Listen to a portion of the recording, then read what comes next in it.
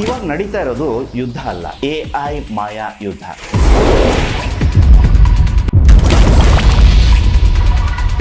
ಎರಡು 2023ರಲ್ಲಿ ಬಂದಂತಹ ಒಂದು ಸಿನಿಮಾದ ಕಥೆ ಇವತ್ತು ಅಕ್ಷರಶಃ ನಿಜ ಆಗ್ತಾ ಇದೆ. AI ಯುದ್ಧ ಭೂಮಿಗೆ ಬಂದಾಗಿದೆ, ಮಾನವರ ಮಾರಣ ಹೋಮಕ್ಕೆ ಸಿದ್ಧವಾಗಿದೆ. 2023ರಲ್ಲಿ ಒಂದು ಅಮೆರಿಕನ್ ಸೈನ್ಸ್ ಫಿಕ್ಷನ್ ಸಿನಿಮಾ ಬಂದಿತ್ತು. ಆ ಸಿನಿಮಾದ ಕತೆ ಬಹುತೇಕ ಇವತ್ತು ನಿಜ ಆಗ್ತಾ ಇದೆ. ಆ ಸಿನಿಮಾದಲ್ಲಿ ಲಾಸ್ ಏಂಜಲೀಸ್ ನಲ್ಲಿ ಒಂದು ನ್ಯೂಕ್ಲಿಯರ್ ಅಟ್ಯಾಕ್ ಆಗುತ್ತೆ. ಆ ಅಟ್ಯಾಕ್ ನ ಯಾರು ಮಾಡಿದ್ದು ಅಂತ ಹುಡುಕ್ತಾ ಹೋದ್ರೆ ಅದನ್ನ ಆರ್ಟಿಫಿಷಿಯಲ್ ಇಂಟೆಲಿಜೆನ್ಸ್ ಮಾಡಿರುತ್ತೆ. ಮಾನವ ಸೃಷ್ಟಿ ಮಾಡಿದಂತಹ ಕೃತಕ ಬುದ್ಧಿಮತ್ತೆ ಮನುಷ್ಯರ ಮೇಲನೆ ದಾಳಿ ಮಾಡುವಂತಹ ದಿನಗಳು ಬಂದ್ಬಿಡ್ತವೆ. ಸೊ ಆ ಸಿನಿಮಾದಲ್ಲಿ ಆ ಬಳಿಕ ಅಮೆರಿಕ ಮತ್ತು ಪಾಶ್ಚಿಮಾತ್ಯ ರಾಷ್ಟ್ರಗಳು ಈ ಆರ್ಟಿಫಿಷಿಯಲ್ ಇಂಟೆಲಿಜೆನ್ಸ್ನ ಸರ್ವನಾಶ ಮಾಡ್ತೀವಿ ಅಂತ ಹೋಗ್ತವೆ. ಈ ಕಡೆ ಇನ್ನೊಂದು ಕಡೆ ನ್ಯೂ ಏಷ್ಯಾ ಅನ್ನೋ ಜಾಗ ಇರುತ್ತೆ, ಅಲ್ಲಿಂದ ಆರ್ಟಿಫಿಷಿಯಲ್ ಇಂಟೆಲಿಜೆನ್ಸ್ ಮತ್ತು ಈ ಅಮೆರಿಕನ್ಸ್ ನಡುವೆ ಒಂದು ಯುದ್ಧ ನಡೆಯುತ್ತೆ. ಈ ಮನುಷ್ಯರು ಮತ್ತು AI ನಡುವಿನ ಕದನವನ್ನ ತೆರೆಗೆ ತಂದಂತಹ ಒಂದು ಸಿನಿಮಾ ಅದು. ನಿಮ್ಗೆಲ್ಲ ಗೊತ್ತಿರೋ ಹಾಗೆ ಆರ್ಟಿಫಿಷಿಯಲ್ ಇಂಟೆಲಿಜೆನ್ಸ್ ಇವತ್ತು ಎಲ್ಲಾ ಕ್ಷೇತ್ರಕ್ಕೂ ಬಂದ್ಬಿಟ್ಟಿದೆ. ಎಲ್ಲಾ ಕ್ಷೇತ್ರಕ್ಕೂ ಲಗ್ಗೆ ಇಟ್ಟಿರೋ ಆರ್ಟಿಫಿಷಿಯಲ್ ಇಂಟೆಲಿಜೆನ್ಸ್ ಯುದ್ಧ ಭೂಮಿಗೂ ಬಂದಿದೆ. ಇವತ್ತೇನು ಅಮೆರಿಕ ಮತ್ತು ಇಸ್ರೇಲ್ ಇರಾನ್ ಮೇಲೆ ಯುದ್ಧವನ್ನ ಮಾಡ್ತಾ ಇದ್ದಾವೆ, ಈ ಯುದ್ಧದಲ್ಲಿ ಆರ್ಟಿಫಿಷಿಯಲ್ ಇಂಟೆಲಿಜೆನ್ಸ್ ದೊಡ್ಡ ಮಟ್ಟದಲ್ಲಿ ಬಳಕೆ ಆಗ್ತಾ ಇದೆ. ನಿಮ್ಗೆ ಗೊತ್ತಿರೋ ಹಾಗೆ ಈ ಯುದ್ಧ ಆರಂಭವಾದ ಮೊದಲನೇ ದಿನಾನೇ ಇಸ್ರೇಲ್ನ ಸರ್ವಾಧಿಕಾರಿಯನ್ನ ಹತ್ಯೆ ಮಾಡಲಾಯಿತು. ಅದರಲ್ಲಿ ಆರ್ಟಿಫಿಷಿಯಲ್ ಇಂಟೆಲಿಜೆನ್ಸ್ ಪಾತ್ರ ತುಂಬಾನೇ ದೊಡ್ಡದಿತ್ತು. ಖಮೇನಿ ಇರುವಂತಹ ಜಾಗವನ್ನ ಪತ್ತೆ ಹಚ್ಚಿ ಅವನ ಇಡೀ ಓಡಾಟದ ಸಕಲ ವಿವರಗಳನ್ನ ಆರ್ಟಿಫಿಷಿಯಲ್ ಇಂಟೆಲಿಜೆನ್ಸ್ ಬಳಸಿನೇ ಇಸ್ರೇಲ್ ಸೇನೆ ಪಡ್ಕೊಂಡಿತ್ತು. ಇರಾನ್ನ ಟ್ರಾಫಿಕ್ ಕ್ಯಾಮ್ರಾಗಳನ್ನ ಕೂಡ ಹ್ಯಾಕ್ ಮಾಡಿ ಅಲ್ಲಿನ ಸಕಲ ನಾಯಕರ ಓಡಾಟವನ್ನ ಇಸ್ರೇಲ್ ತಾನು ಕೂತ್ಕೊಂಡಲ್ಲೇ ನೋಡ್ತಾ ಇತ್ತು ಅನ್ನೋಂಥ ಒಂದು ಅಚ್ಚರಿಯ ಮಾಹಿತಿಗಳನ್ನ ಕೂಡ ನಾವು ಕೇಳಿದ್ದೀವಿ. ಈ ಯುದ್ಧದಲ್ಲಿ ನೀವು ಒಂದು ಅಬ್ಸರ್ವ್ ಮಾಡಿರ್ಬೋದು, ಯಾವುದೇ ಸೈನಿಕರು ಗನ್ ಹಿಡಿದು ನೇರವಾಗಿ ಯುದ್ಧ ಮಾಡ್ತಾ ಇಲ್ಲ. ಎಲ್ಲಿ ನೋಡಿದ್ರು ಒಂದು ವೈಮಾನಿಕ ದಾಳಿ ನಡೆಯುತ್ತೆ, ಇಲ್ಲ ಕ್ಷಿಪಣಿ ದಾಳಿ ನಡೆಯುತ್ತೆ, ಇಲ್ಲ ಡ್ರೋನ್ನಿಂದ ಅಟ್ಯಾಕ್ ಮಾಡಲಾಗುತ್ತೆ. ಇದೆಲ್ಲವನ್ನ ಮಾಡೋದು ಕೂಡ ಆರ್ಟಿಫಿಷಿಯಲ್ ಇಂಟೆಲಿಜೆನ್ಸ್ ಅನ್ನ ಬಳಸ್ಕೊಂಡು. ಮನುಷ್ಯ ನೇರವಾಗಿ ಯುದ್ಧ ಭೂಮಿಗೆ ಇಳಿದು ಹೋರಾಡುವ ಕಾಲ ಬಹುತೇಕ ಮುಗಿದು ಹೋಗಿದೆ. ಈಗೇನಿದ್ರು ಆರ್ಟಿಫಿಷಿಯಲ್ ಇಂಟೆಲಿಜೆನ್ಸ್ನ ಬಳಸಿ ಯುದ್ಧ ಮಾಡುವಂಥ ಸಮಯ ಇದು. ಸುಮ್ಮನೆ ಊಹೆ ಮಾಡಿ, ಒಂದು ದೇಶದ ಗುಪ್ತಚರ ಏಜೆಂಟು ವೈರಿ ದೇಶಕ್ಕೆ ಹೋಗಿ ಅಲ್ಲಿನ ಸೇನಾ ನೆಲೆಗಳು ಎಲ್ಲೆಲ್ಲಿವೆ ಅಂತ ಪತ್ತೆ ಹಚ್ಚೋದಕ್ಕೆ ಎಷ್ಟು ಸಮಯ ಬೇಕು.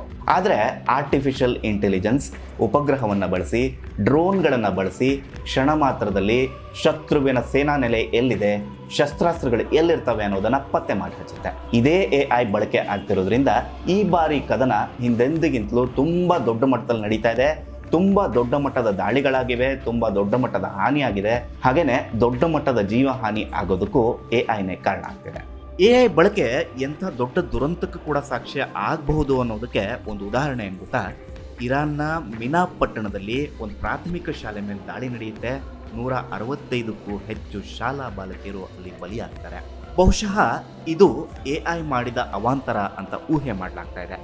AI ನೀಡುವಂಥ ಮಾಹಿತಿಯಲ್ಲಿ ಒಂದು ಸಣ್ಣ ತಪ್ಪಾದರೂ ಕೂಡ ಅದು ನಾಗರಿಕರ ಸಾವಿಗೆ ಕಾರಣ ಆಗ್ಬೋದು. ಶಾಲೆ ಅಥವಾ ಆಸ್ಪತ್ರೆಗಳನ್ನು AI ಏನಾದರೂ ತಪ್ಪಾಗಿ ಗುರುತಿಸಿ ಇದು ಸೇನಾ ನೆಲೆ ಅಂತ ಹೇಳ್ಬಿಡ್ತು ಅಂದರೆ ಎಂಥ ಅವಾಂತರ ಆಗಬಹುದು ಅಲ್ವಾ?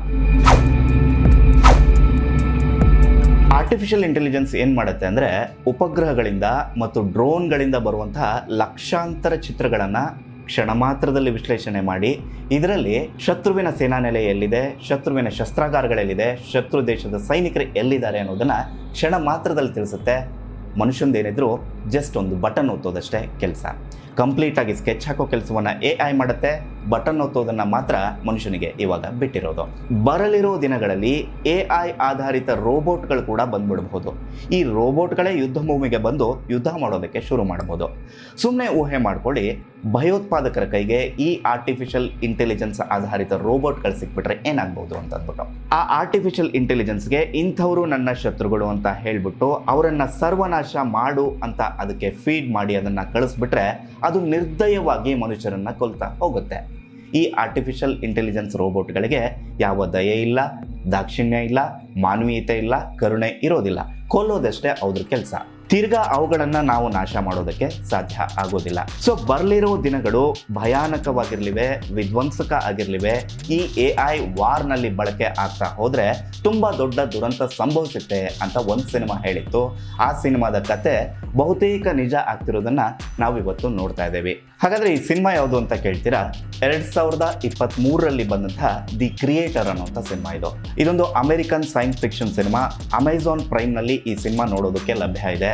AI ಮುಂದಿನ ದಿನಗಳಲ್ಲಿ ಏನೆಲ್ಲ ಮಾಡಬಹುದು, ಮನುಷ್ಯರು ಮತ್ತು ಆರ್ಟಿಫಿಷಿಯಲ್ ಇಂಟೆಲಿಜೆನ್ಸ್ ನಡುವೆ ಕದನ ನಡೆದ್ರೆ ಹೇಗಿರುತ್ತೆ ಅನ್ನೋದನ್ನ ಬಹಳ ರೋಚಕವಾಗಿ ತೋರಿಸಿರುವಂಥ ಸಿನಿಮಾ ಇದು.